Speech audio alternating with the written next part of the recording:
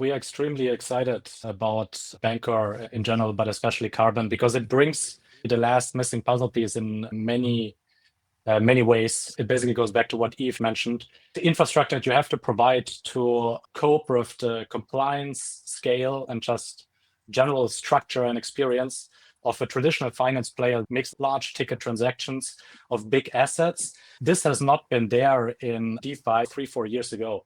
Carbon, the single-sided order book curves that you can provide. This not only complies with, for instance, what a private equity or private debt that would hold a large investment and wants to exit it towards retail investors, secondary to another fund, to a bank, to a strategic investor, whatever it is.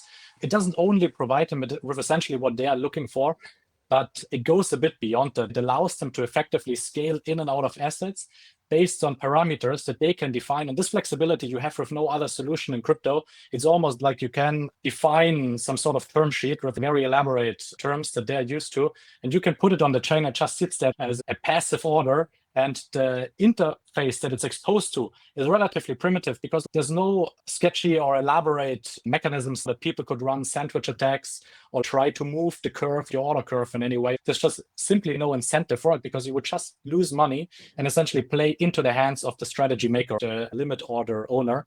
And I'm happy to talk about this in much more depth the next time we come on, because we would be very interested what he had in mind in terms of the design philosophy when they came up with that, because many of these things are such a novelty, but they really, for us, make such a strong case when we talk to these institutional players, when we present to them the infrastructure solution by bringing these different chains, but especially Bancor Carbon together and offer to them.